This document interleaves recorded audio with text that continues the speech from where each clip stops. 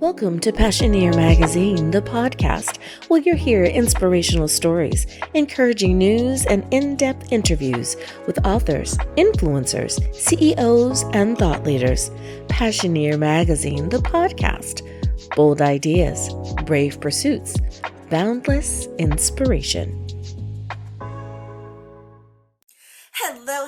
Hello. Welcome to the show, Anna. I am so glad that you are here. Thank you for joining me for Passioneer Magazine, the podcast.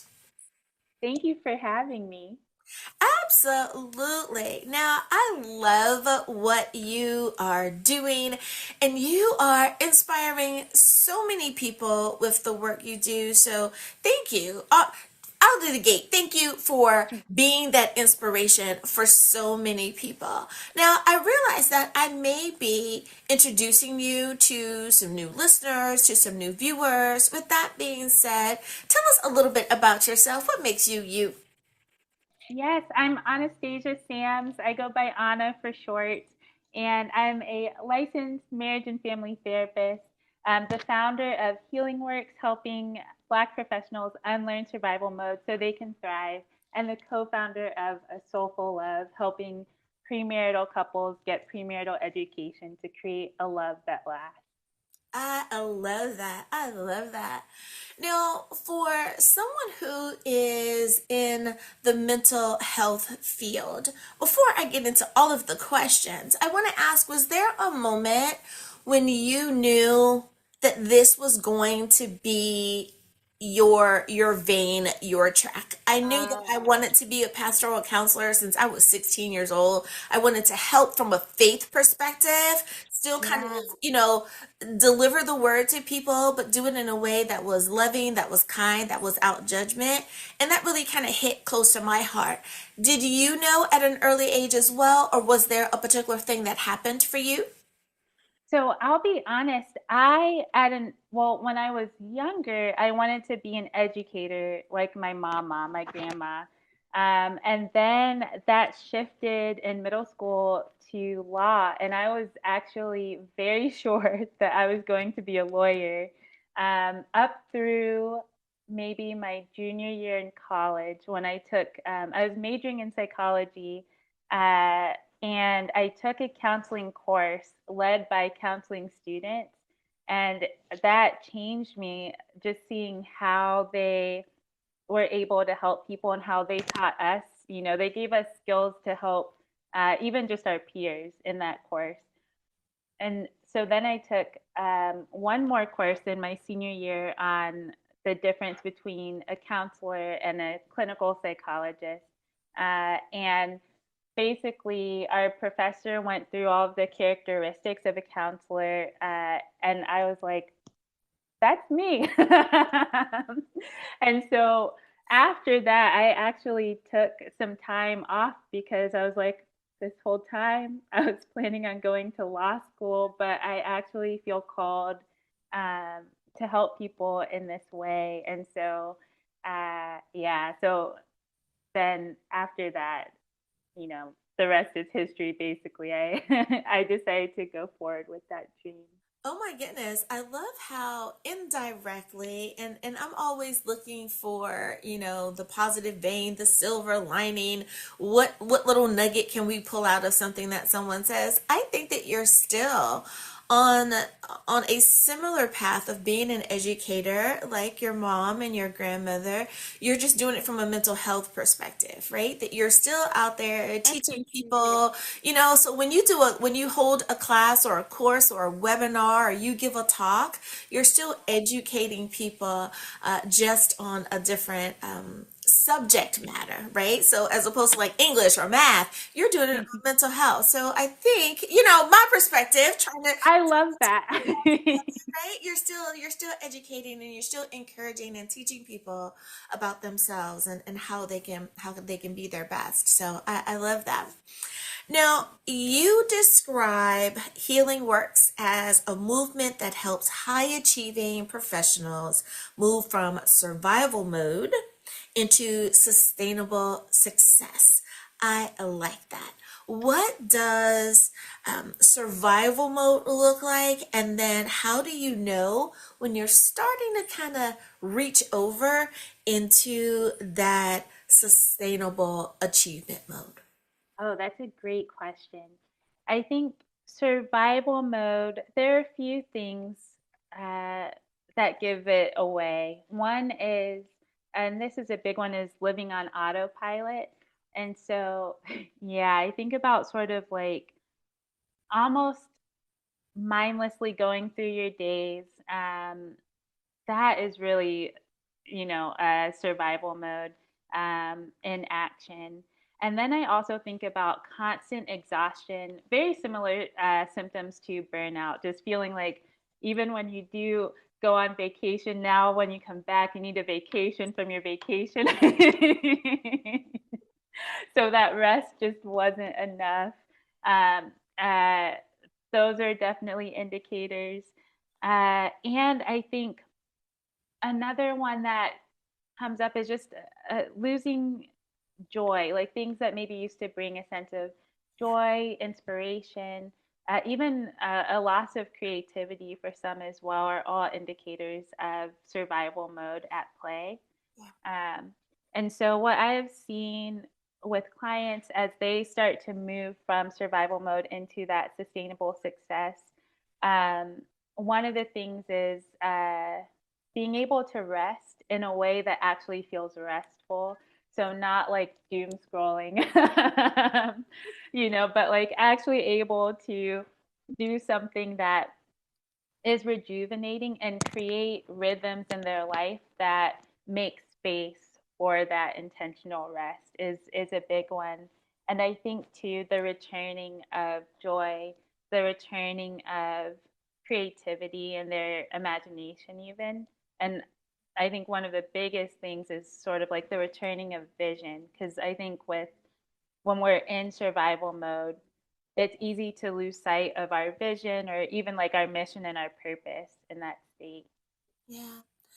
As you were talking about getting your rest, um, I remember telling a group of ladies that I was invited to be a speaker, and I was sharing, and they were like, "Well, how am I supposed to get this rest, right? Like, what are you talking about? I'm busy. I'm this, that, and the other." Right. I said, we talk about self-care, but we forget about the self part of the Yeah. care. I was like, when you go to the spa and you get that massage and they have to wake you up because it was just so relaxing and you're like, oh my goodness, did I fall asleep? It's like your body so needed that Yes. rest because you have been, like you said, you've been on autopilot, you've been trying to make it happen, you've been forcing creativity when you really weren't feeling very creative.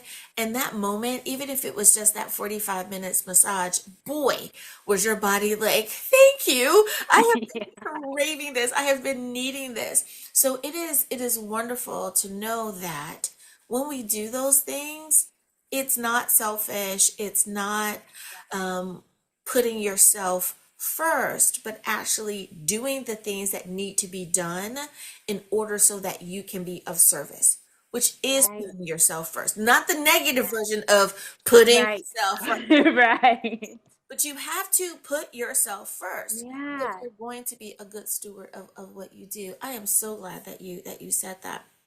Now, along that same vein, we know that across the globe, every culture looks at how we are supposed to operate as an individual.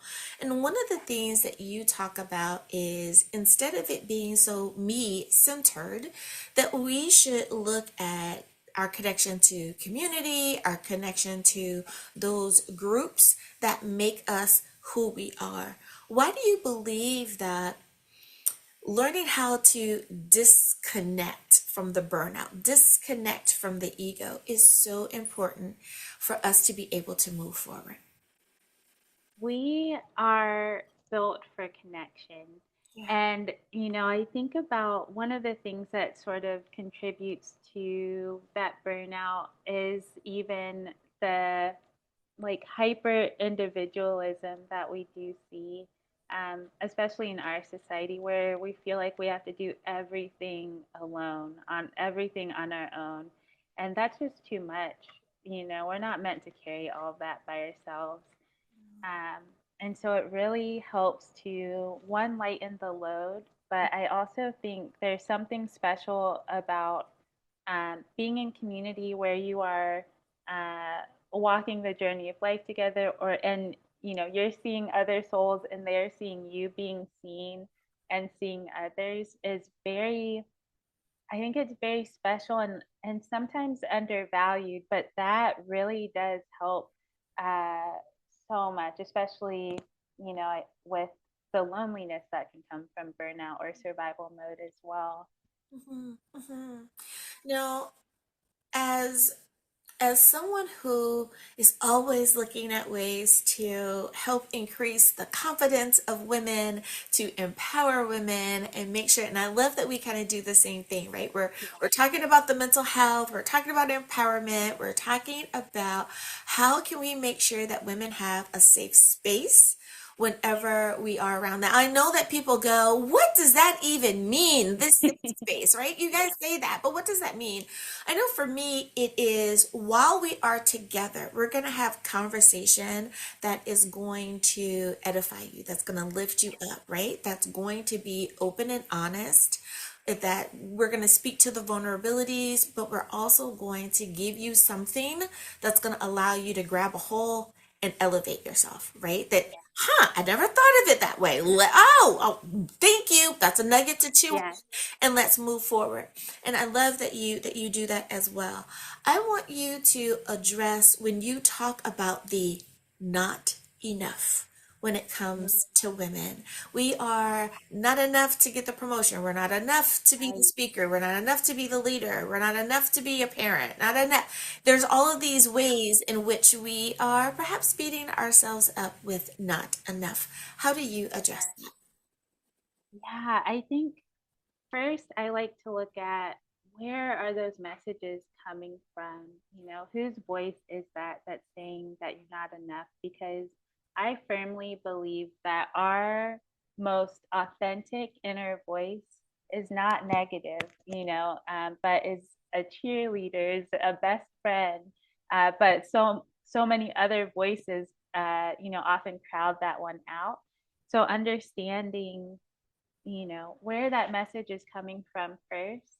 And then starting to give that voice less power, that internal validation, because I also think as women, we're sort of trained to look externally for validation, like whether it's how we look, what we do, everything, how, how we parent, how we are in XYZ relationship, it's all external validation. And so moving from that place into a place of internal validation where you can start to unpack those other voices and find that authentic voice Yeah. that can give you that validation of, you know what, you actually are enough just because you are, just because you're human, you exist. And that in and of itself makes you enough. And that's different from, if there are areas that you're wanting to evolve or grow in, you can do that while also understanding that you are enough as you are. Mm-hmm. And I find that for each generation, there seems to be their own baggage, their own hang up, and all of that. And I have found for so many women, it has been the learned behaviors of the previous generation, right? Yes.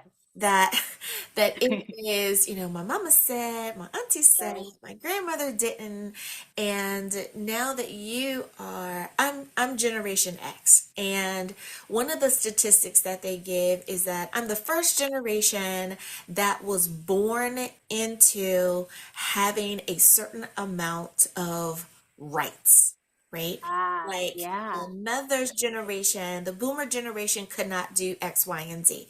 My Right. grandmother, who's born in 1908, heaven forbid, they Yeah. do like NOP, right? Right. Yeah. Further along in the alphabet. So it's like Yeah. finally.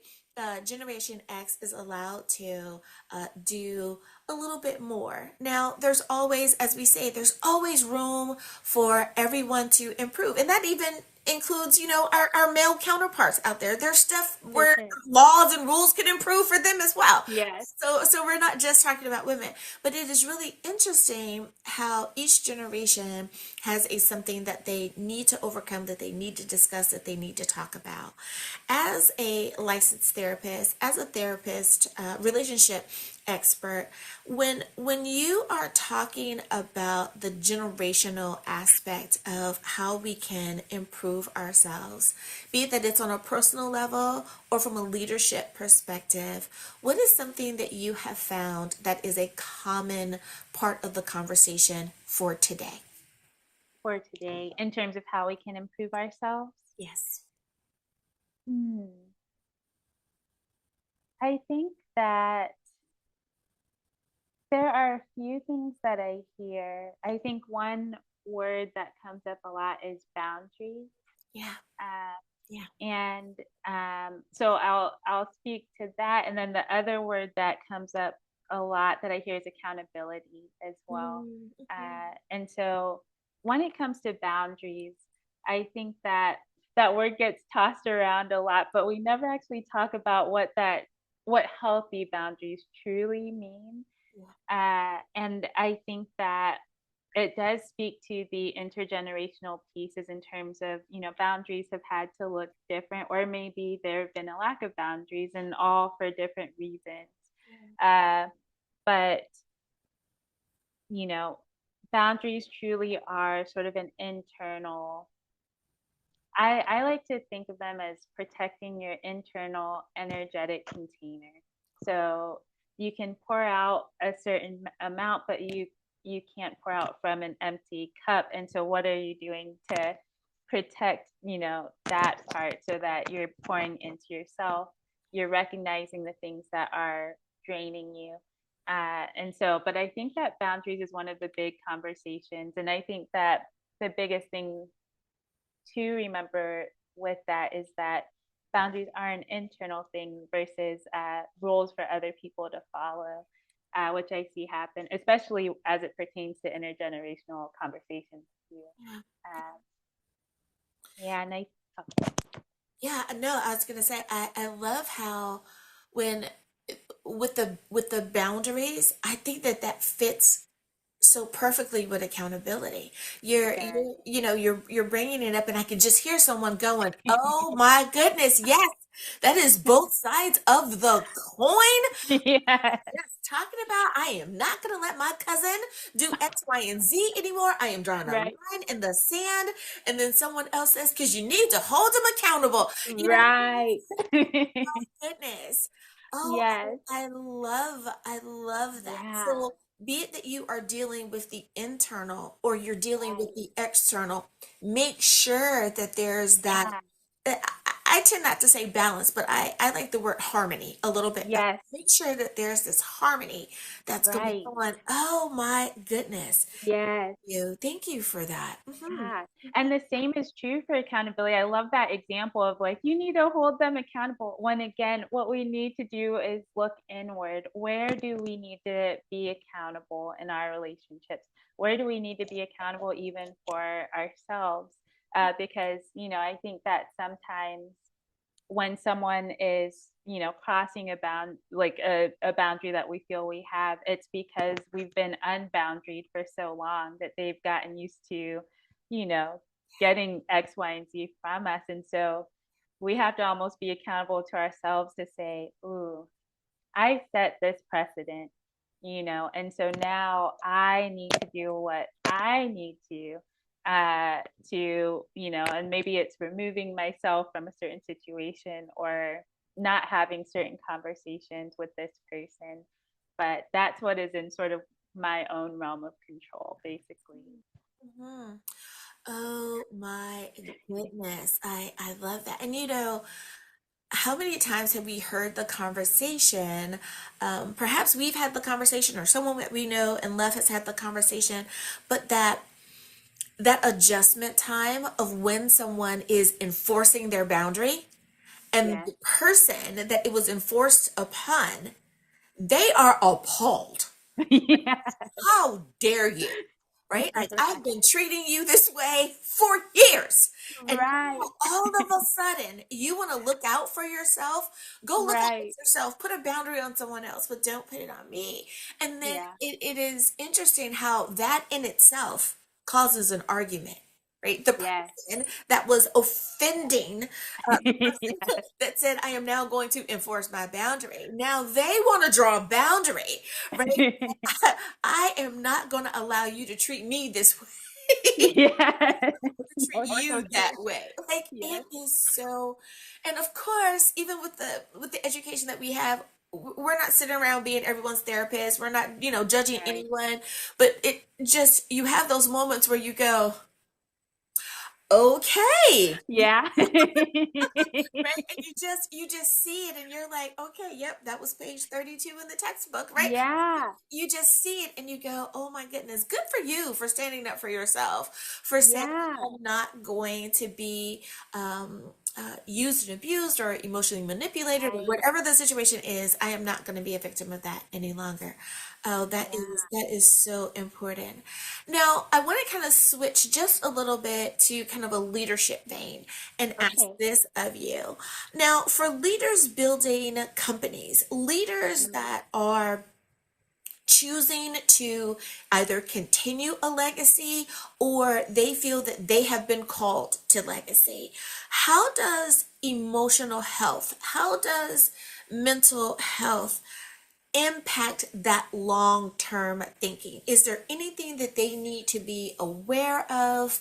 Um, is there a do or a don't? Now I'm going to pause for a second. If you were an author, I would tell the listeners, the viewers, if you want to know how the story ends, you've got to read the book, right? So it's going to be the same thing. I don't expect for you to give them that long-term answer, right? The magic wand answer. But if there was something they want to go into building the legacy, building a company, walk in their calling, is there a do that you would suggest or a don't that you would suggest? Yes. I would say, starting with the don't walk into a calling that isn't yours.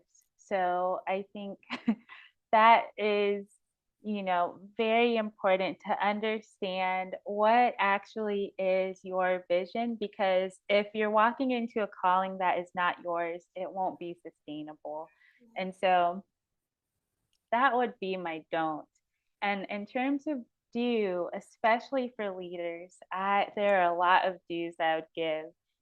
But just some of the highlights would be to do focus on emotional regulation. I think that is a big one, because that will allow you to, one, cultivate teams that feel empowered to carry out your vision. And it will also be beneficial for you by causing less emotional distress when you're able to respond and not react to different fires you have to put out, things you have to deal with in that position. And then my other highlighted do would be to do prioritize that emotional health through rest, through counseling, through coaching, because I think that it's easy to feel like, I don't have time for that. I'll get to that later. Mhm. But that is such an important part of sustainability as a leader, is being able to have the mental clarity to, do what you need to do to get to where you're trying to go. So, and that mental clarity comes from that mental and emotional health and investing in that. Mhm, mhm. I love it. I love it. Anna Scams, thank you so much for spending some time with me here on Passioneer Magazine, the podcast. I love my conversations with you. It makes total and complete sense why you have the titles that you have, because you Thank are you. so walking in your purpose and the way that you gently guide, the way that you encourage. Not everyone needs that hardcore point in your face type of Yeah. trainer, so to speak, personality. Sometimes you just need that gentle nudge, that encouragement, that voice that goes, "Are you sure?" Right? Yes. But just, are you sure? And I Right. love that you do it that way, because we need to be able to have someone for every personality type. So thank you so much for opening the door for those who you would be a perfect fit for.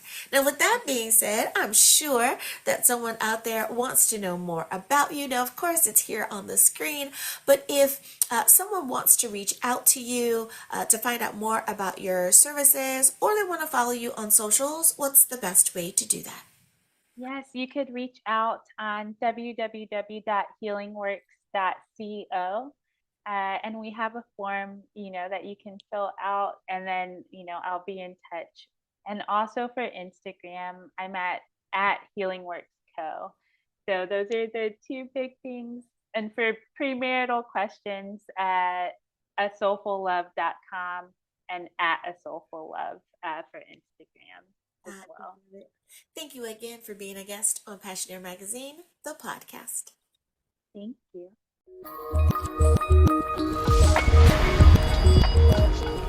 Thank you for listening to Passioneer Magazine, the podcast.